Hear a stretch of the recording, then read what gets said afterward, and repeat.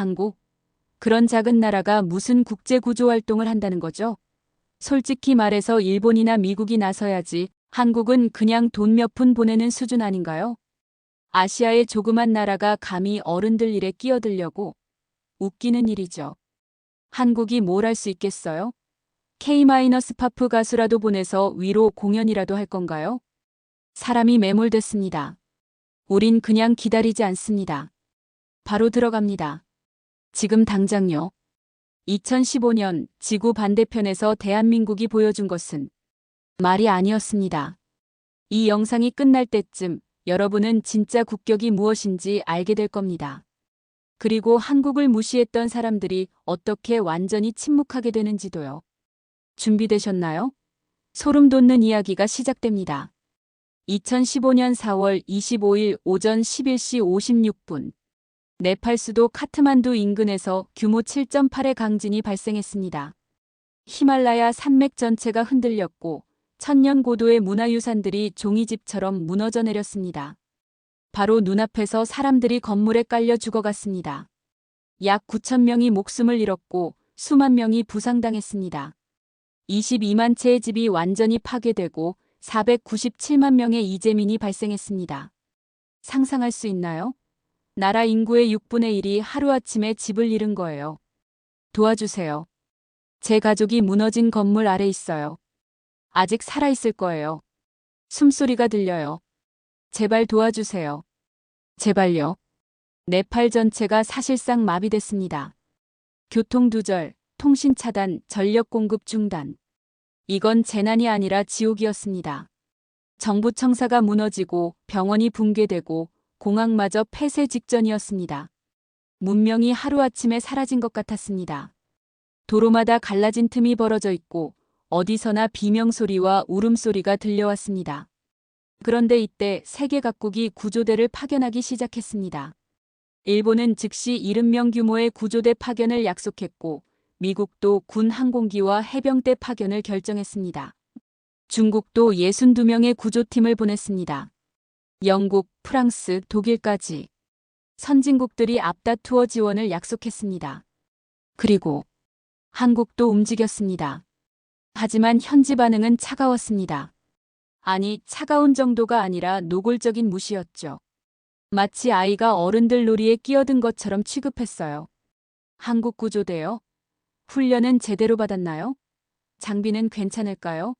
솔직히 이런 대형 재난에서는 경험이 중요한데 한국이 이런 큰 재난 현장에 와본 적이 있나요? 좀 걱정되는데요. 저는 BBC 특파원 마이클 브라운입니다. 20년간 전 세계 재난 현장을 취재해왔죠. 솔직히 말하면요. 한국 사람들은 구호보다는 쇼에 더 강하죠. 올림픽이나 월드컵 같은 이벤트 말이에요. 화려한 개막식, 멋진 퍼포먼스는 잘하지만 실제 위험한 일은 다른 얘기죠. 카메라 앞에서는 열심히 뛰겠지만 진짜 위험한 지역에는 들어가지 않을 겁니다. 그들만의 안전지대에서 사진이나 찍다가 돌아갈 거예요. 전형적인 아시아식 과시용 지원이죠. 심지어 일부 외국 언론은 한국을 겁먹든 NGO, 국제 PR용 방문, 관광 온 것 같다고 조롱했습니다. CNN의 한 리포터는 이렇게 말했죠. 네팔 같은 극한 상황에서는 경험이 중요합니다. 일본이나 미국처럼 수십 년간 국제구조 활동을 해온 나라들과는 차원이 다르죠. 한국이 뭘 할 수 있겠어요? K-파프이라도 틀어줄 건가요? 아니면 삼성 스마트폰이라도 나눠줄 건가요? 이런 상황에서는 경험과 기술력이 필요한 거지 이미지 메이킹이 중요한 게 아니거든요. 현지 일부 공무원들도 시큰둥했습니다. 한국 팀이 온다고요? 글쎄요. 우리가 정말 필요한 건 중장비와 의료진인데 한국은 뭘 가져올 수 있죠? 얼마나 머물 건가요? 며칠 있다가 포토타임만 하고 돌아가는 거 아닌가요? 더 충격적인 건 현지 언론의 반응이었습니다. 일본은 이미 72시간 내 도착을 약속했고 미국은 해병대까지 보낸다는데 한국은 뭘 하겠다는 건지 모르겠네요. 솔직히 기대는 안 하고 있어요. 하지만 그들은 몰랐습니다. 한국 구조대가 누구인지를. 바로 KDRT, 코리어 디제스터 릴리프 팀. 1996년 창설돼 19년간 세계 곳곳에서 구조 활동을 펼쳐온 정예 부대였습니다. 터키 대지진, 인도네시아 쓰나미, IT 대지진, 파키스탄 홍수, 필리핀 태풍. 그들이 가지 않은 재난 현장이 없었습니다. 하지만 서구 언론들은 이런 사실을 알려고 하지도 않았죠. 더 중요한 건 KDRT 대원들의 개인적인 이야기였습니다. 팀장 김상훈 소방관은 20년간 수백 명의 생명을 구해온 베테랑이었습니다. 그의 아내는 임신 8개월이었지만 네팔 출발을 말리지 않았어요. 당신이 가야 하는 곳에 누군가가 기다리고 있잖아요. 우리 아이도 언젠가 이해할 거예요. 의료팀장 박미영 의사는 국경 없는 의사회에서 10년간 활동한 전문가였습니다. 두 아이의 엄마였지만 망설이지 않았어요. 엄마가 아픈 사람들을 치료하러 간다고 아이들에게 말했어요. 아이들이 엄마 조심히 다녀와, 사람들 많이 살려줘라고 하더라고요. 그리고 무엇보다 그들에게는 한국인 특유의 것이 있었습니다. 포기하지 않는 끈기. 마지막 한 사람까지 구하겠다는 의지. 그리고 남의 일을 내 일처럼 여기는 마음. 정이라고 부르는 그 마음이었습니다. 2015년 4월 26일 오전 6시 지진 발생 불과 18시간 만에 KDRT 1차 구조팀 10명이 인천공항을 출발했습니다. 그리고 같은 날 오후 네팔 현지에 도착했습니다. 세계에서 가장 빠른 대응이었죠. 일본보다 6시간, 미국보다 12시간, 중국보다 하루나 빨랐어요. 우린 여긴 처음이지만 구조는 매일 훈련한 겁니다. 무너진 건물 안 저희가 들어갑니다. 그게 우리 일이에요. 무서워서 못하겠다면 처음부터 오지 말았어야죠. 공항에서부터 달랐습니다. 다른 구조대들이 짐을 정리하고 상황을 파악하느라 시간을 보낼 때 한국 구조대는 20분 만에 현장으로 출발했어요. 현지 시간으로 당일 오후 2시 한국 구조대는 바로 현장에 투입됐습니다. 다른 구조대들이 아직 상황 파악도 못하고 있을 때였죠. 심지어 숙소도 정하지 않고 바로 구조 현장으로 향했어요.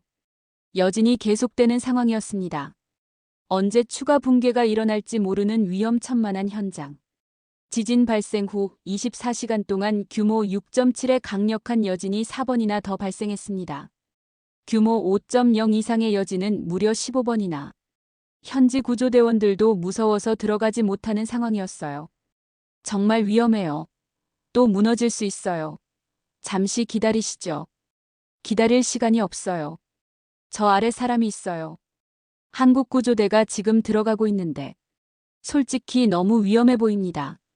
다른 구조대들은 안전을 위해 잠시 대기 중인데 저들은 대체 뭘 하려는 걸까요? 무모한 것 아닌가요? 경험 부족이 느껴집니다. 하지만 한국 구조대는 멈추지 않았습니다. 전기가 끊긴 밤에도 비가 쏟아지는 새벽에도 작업은 계속됐습니다. 작업등을 켜고 밤새도록 3교대로 24시간 내내 구조 작업을 이어갔어요. 저 아래 누군가 기다리고 있을 수 있잖아요. 우리가 포기하면 그 사람의 희망도 끝나는 거예요.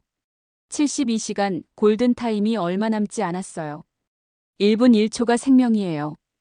우리가 지금 쉬고 있는 이 시간에도 누군가는 죽어가고 있을지 모르잖아요. 한국 구조대원들의 손은 이미 피투성이었습니다. 밤새 콘크리트 조각을 손으로 치우느라 상처투성이가 됐어요. 하지만 아무도 불평하지 않았습니다. 아파요? 당연히 아프죠. 근데 저 아래 매몰된 사람은 얼마나 아프겠어요? 우리가 아픈 건 아무것도 아니에요. 다른 구조대원들이 지켜보는 가운데 한국 구조대는 계속해서 가장 위험한 곳으로 들어갔습니다. 무너질 위험이 있는 건물, 가스 누출 위험이 있는 지하, 접근하기 어려운 좁은 틈새까지. 다른 구조대들이 위험하다며 포기한 모든 곳에 한국 구조대가 있었어요. 그런데 BBC의 브라운 기자는 여전히 냉소적이었습니다. 한국 구조대가 열심히 뛰어다니는 건 보이는데 정작 성과는 없네요. 역시 쇼에 더 집중하는 것 같습니다. 카메라만 따라다니고. 다른 전문 구조대들과는 확실히 다르네요. 뭔가 체계적이지 못해 보여요. 심지어 그는 동료 기자들에게 이런 말까지 했습니다. 한국 팀 보셨어요? 완전 관광 온 것 같지 않나요? 장비도 다른 나라들에 비해 부족해 보이고 경험 부족이 너무 티가 나요. 하지만 현지에서는 다른 평가가 나오고 있었습니다. 한국 구조대는 정말 다르네요.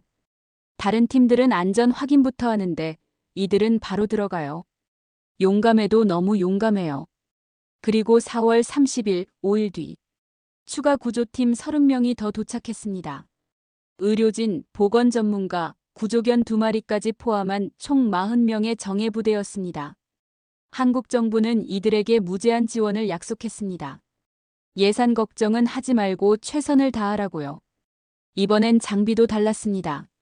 최신형 생명 탐지 장비, 소형 굴착기, 의료용 헬기까지 한국이 동원할 수 있는 최고의 장비들이 네팔로 향했어요.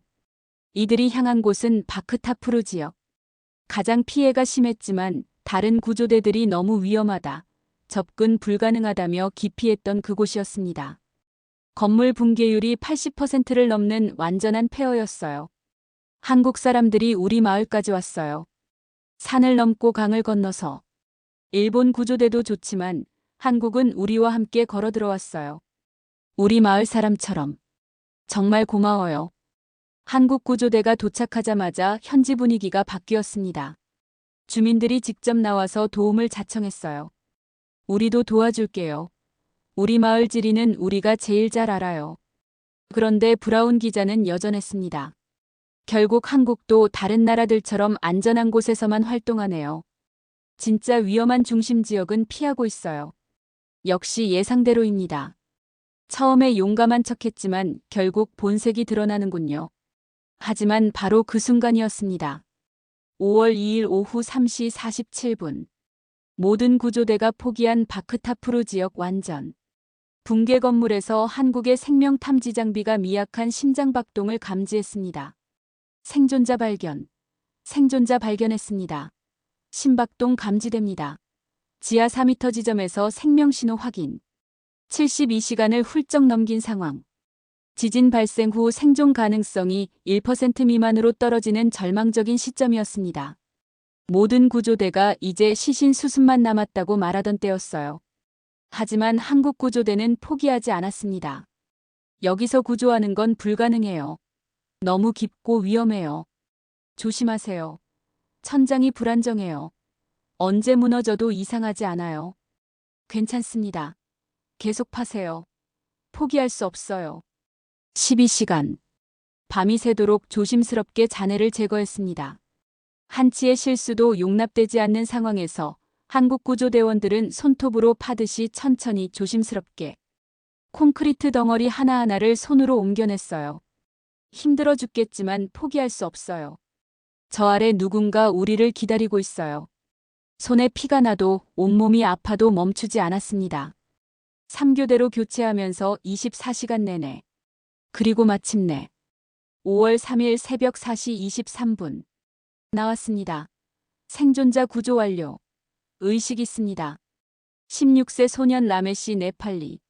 지진 발생 후 무려 127시간 만에 구조된 기적이었습니다. 의식도 뚜렷했고 생명에는 지장이 없었습니다. 전 세계 언론이 불가능한 기적이라고 보도했어요. 고맙습니다. 고맙습니다. 코리아, 코리아. 살려주셔서 고맙습니다. 소년의 어머니가 한국 구조대원들을 붙잡고 눈물을 흘렸습니다. 당신들이 천사예요. 코리아가 우리 아들을 살려줬어요. 현지인들이 환호했습니다. 눈물을 흘리며 한국 구조대원들을 끌어안았습니다.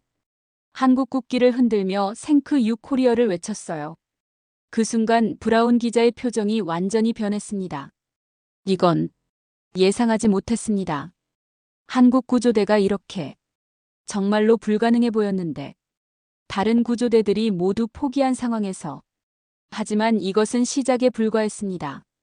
시바가트, 멜람치, 돌카 등 산간 농촌 지역까지 다른 구조대들이 접근 불가능이라고 포기한 해발 3,000m 고지대까지 한국 구조대는 들어갔습니다. 헬기도 착륙할 수 없는 곳이에요. 걸어서 6시간은 올라가야 해요. 너무 위험해요. 산사태 위험도 있고. 그래도 사람이 살고 있잖아요. 우리가 안 가면 누가 가요? 포기하면 그들은 정말 죽는 거예요.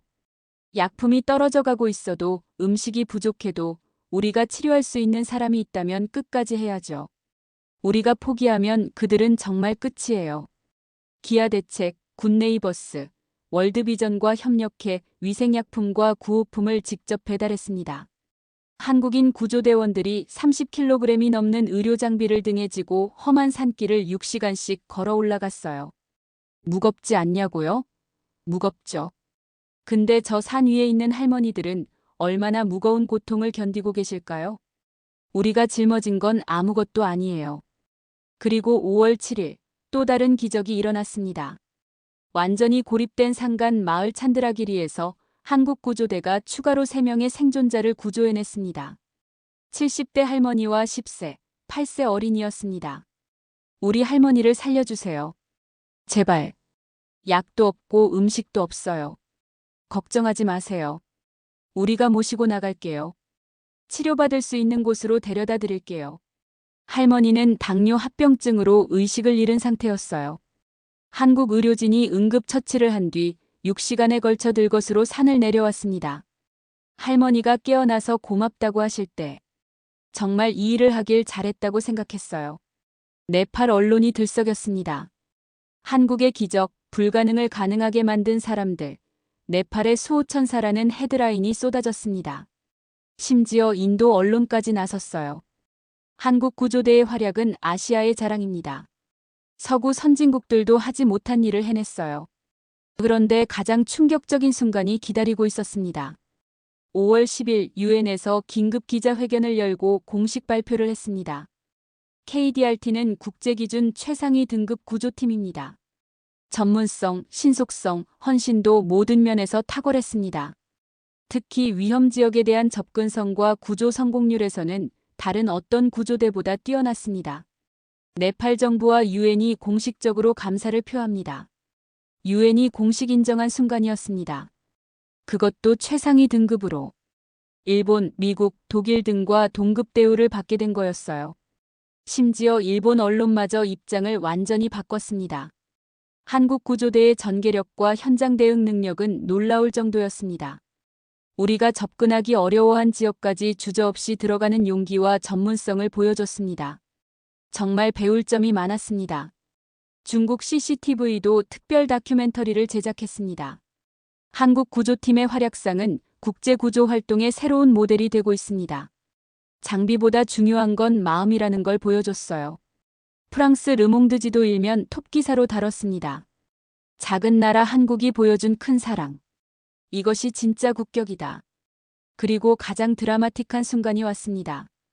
5월 12일 지진으로 고립된 한국인 관광객 12명의 구조작전이 시작됐습니다. 안나푸르나 트레킹 중이었던 그들은 산사태로 완전히 고립됐었습니다. 교민구조 요청입니다. 안나푸르나 베이스캠프 인근에 한국인 12명이 고립됐습니다. 식량도 떨어지고 부상자도 있습니다. 알겠습니다. 바로 출발하겠습니다. 우리 국민이니까 우리가 데려와야죠. 다른 나라 구조대들은 너무 위험하다. 헬기 지원 없이는 불가능하다. 날씨가 안 좋아서. 접근할 수 없다며 망설였습니다. 하지만 한국 구조대는 달랐습니다. 한국 사람이면 우리가 데려와야죠. 당연한 일 아닌가요? 위험하다고 포기할 수 없어요. 해발 4,000m 고지대. 산소 농도 60%, 영하 15도의 극한 추위. 48시간의 수색 끝에 한국 구조대는 전원을 무사히 구조했습니다. 정말 고마워요. 한국 구조대가 아니었다면 정말 큰일 날 뻔했어요. 인천공항에서 가족들과 재회하는 감동적인 장면이 연출됐습니다. 전국이 눈물바다가 됐어요. 한국 구조대가 아니었다면. 정말 감사합니다. 살아서 가족을 만날 수 있게 해주셔서. 그리고 그 순간 처음에 한국을 조롱했던 브라운 기자가 특별 생방송으로 마지막 리포트를 했습니다. 전 세계가 지켜보는 가운데였어요. 저는 완전히 틀렸습니다. 지난 3주간 제가 본 것은 믿을 수 없는 일들이었습니다. 한국 구조대가 가장 먼저 도착했고 가장 깊숙이 들어갔으며 가장 많은 사람을 구했습니다. 그들은 쇼를 하러 온 게 아니었습니다. 정말로 사람을 살리러 온 것이었습니다. 위험을 무릅쓰고 자신의 생명을 걸고. 저는 20년간 기자를 해왔지만 이런 헌신적인 모습은 처음 봤습니다. 브라운 기자의 목소리가 떨리고 있었어요. 눈물까지 글썽이면서 한국이라는 나라를, 한국 사람들을 완전히 잘못 봤습니다. 크기가 아니라 마음의 크기로 판단했어야 했는데. 정말 죄송합니다. 세계가 한국을 다시 보는 순간이었습니다. 그리고 한국 구조대장의 마지막 인터뷰가 이어졌어요. 우리는 보여주려고 간 게 아닙니다. 살리기 위해 갔을 뿐입니다. 그게 우리가 하는 일이니까요. 국적이 뭐가 중요해요? 사람이 중요하죠. 어려울 때 서로 도우며 사는 게 인간 아닌가요? 2015년 5월 15일 3주간의 구조 활동을 마치고 KDRT가 한국으로 돌아왔습니다. 하지만 그들이 네팔에 남긴 것은 구조된 생명만이 아니었습니다. 고맙다. 코리아. 사랑해요. 우리는 코리아를 영원히 기억할 거예요. 코리아가 우리를 살려줬어요. 네팔 전역에 생크 유코리어 현수막이 걸렸습니다. 카트만두 시내 곳곳에서 한국 국기를 흔드는 네팔 사람들을 볼 수 있었습니다. 심지어 아이들이 한국 국가까지 부르고 있었어요. 코리아 사랑해요. 코리아는 우리 친구예요. 네팔 총리가 직접 나서서 감사 인사를 했습니다. 한국은 우리에게 형제 같은 나라입니다. 가장 어려울 때 달려와준 진짜 친구예요. 네팔 국민은 한국의 은혜를 영원히 잊지 않을 것입니다. 더 놀라운 건 그 후였습니다. 네팔에서 한국어를 배우려는 사람들이 급증했어요. 한국 문화에 대한 관심도 폭발적으로 늘어났습니다. 한국 드라마를 보면서 한국어를 배우고 있어요. 우리를 구해준 그 나라 언어를 배우고 싶어요. 한국 음식점도 생겼고 태권도장도 여러 곳이 문을 열었어요. 진짜 한류의 시작이었죠. 그리고 1년 후 2016년 네팔 정부는 특별한 발표를 했습니다. 한국 구조대가 활동했던 바크타프루 지역에 코리어 파크를 조성하기로 결정했습니다. 한국의 은혜를 기리기 위해서입니다. 공원 중앙에는 한국 구조대원들의 동상이 세워졌어요. 생명을 구한 영웅들이라는 비문과 함께. 진짜 국격은 말로 만들어지는 게 아닙니다. 행동으로 증명되는 것입니다. 크기가 아니라 마음으로, 힘이 아니라 정성으로 만들어지는 것입니다. 2015년 네팔 대지진에서 대한민국은 그것을 보여줬습니다. 지구 반대편에서도 생명을 구하는 것, 포기하지 않는 것, 마지막 한 사람까지 책임지는 것. 그게 바로 우리가 보여준 진짜 대한민국이었습니다. 그리고 지금도 KDRT는 세계 곳곳에서 생명을 구하고 있습니다. 2016년 에콰도르 지진, 2017년 멕시코 지진, 2018년 인도네시아 쓰나미, 2019년 알바니아 지진, 2020년 터키 지진. 어디든 달려가고 있습니다. 최근에는 코로나19 팬데믹 상황에서도 각국의 의료진 지원 요청에 응답했어요. 2021년 인도 델타 변이 대유행 때는 산소 발생기와 의료진을 파견했고 2022년 파키스탄 대홍수 때는 구호물자와 구조팀을 보냈습니다. 그때마다 현지에서 들리는 말이 있어요. 코리아가 온다. 이제 살았다. 이것이 대한민국입니다. 작지만 강한 나라, 조용하지만 따뜻한 나라. 말이 아닌 행동으로 세계에 희망을 전하는 나라입니다. 한국을 무시했던 사람들은 이제 이렇게 말합니다. 한국을 절대 과소평가하면 안 됩니다. 그들은 정말 특별한 사람들이에요. 그리고 브라운 기자는 지금도 한국의 이야기를 전 세계에 알리고 있어요. 자신의 실수를 인정하고 한국의 진짜 모습을 알리는 것이 자신의 사명이라고 말하면서요. 세상에는 두 종류의 나라가 있습니다. 말하는 나라와 행동하는 나라. 한국은 확실히 후자입니다. 이런 자랑스러운 대한민국의 이야기, 더 많은 분들이 알았으면 좋겠습니다. 우리가 얼마나 대단한 나라인지, 우리 국민이 얼마나 훌륭한 사람들인지. 구독과 좋아요, 그리고 댓글로 여러분의 생각을 들려주세요. 다음에도 여러분이 모르셨던 대한민국의 진짜 실력을 보여드리겠습니다. 감사합니다.